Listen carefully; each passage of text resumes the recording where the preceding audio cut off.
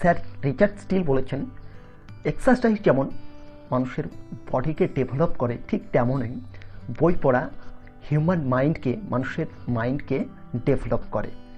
Hello viewers, welcome to my channel. You might have guessed the topic of this video, how to improve your reading skill. বন্ধুরা, আমরা যদি দৌড়ানোর সঠিক process না জানি এবং কোন কোন ট্রিক্স ফলো করলে আমাদের দৌড়ানোটাকে ইমপ্রুভ করা যায় তা যদি না জানি, তাহলে আমরা দ্রুত দৌড়াতে পারবো না। পড়ার ক্ষেত্রে ঠিক একই রকম, যদি আমরা এর সঠিক কৌশল না জানি তাহলে আমরা দ্রুত পড়তে পারবো না, এর বিষয়বস্তুও বুঝতে পারবো না এবং পড়া মনে রাখতে পারবো না।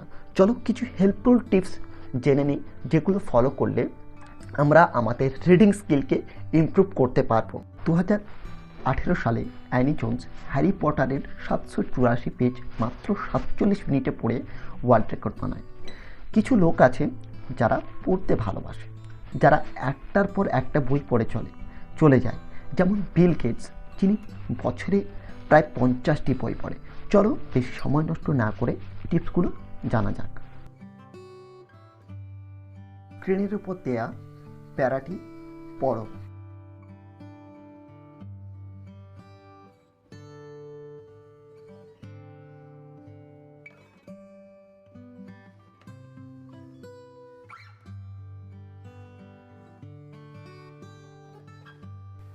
তুমি কি এটা ওয়ার্ড টু ওয়ার্ড পড়েছো?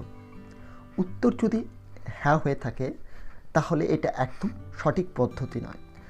অনেকগুলো ওয়ার্ডকে একসাথে ধরতে হবে, ধরে তোমাকে পড়তে হবে। এর ফলে তোমার পড়ার স্পিডও হবে এবং বিষয়বস্তু বুঝতে তোমার সুবিধা হবে। যেমন শর্ট স্টোরিজ আর to novels, what TV episodes আর to movies. Short stories a form of narrative writing that has all the same elements as novel: plot, character development, point of view, story structure, theme, but are delivered in fewer words. এইভাবে পড়লে তোমার বিষয়বস্তু যেমন পড়তে সুবিধা হবে, বুঝতে সুবিধা হবে এবং তোমার পড়াটাও দ্রুত হবে। এবার যাব টিপস নাম্বার 2 এর দিকে। 2 নম্বর টিপস হলো কনসেন্ট্রেশন। তুমি যখন পড়ছো তখন সেই পড়ার দিকে ধ্যান দাও, না হলে একটা পেন্সিল ইউজ করো, যাতে তোমার সেই লাইনটার উপর, যে লাইনটা তুমি পড়ছো সেই লাইনটার উপর পুরো কনসেন্ট্রেশন অর্থাৎ ধ্যান থাকে।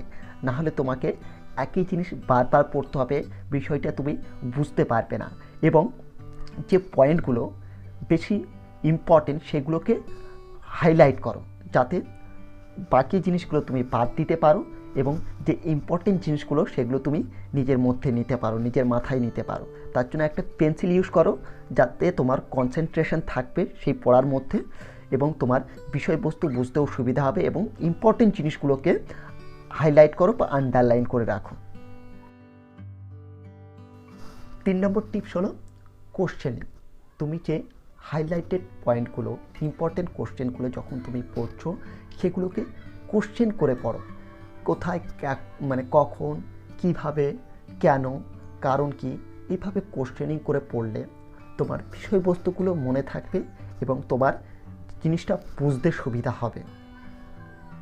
তাহলে আজকের এই ভিডিওর how to improve reading skill এর সামারিতে যদি আসি, তাহলে তোমাদেরকে যে জিনিসগুলো ফলো করতে হবে, যে শুধু একটা ওয়ার্ড ধরে পড়া নয়, অনেকগুলো ওয়ার্ড একসাথে নিতে হবে।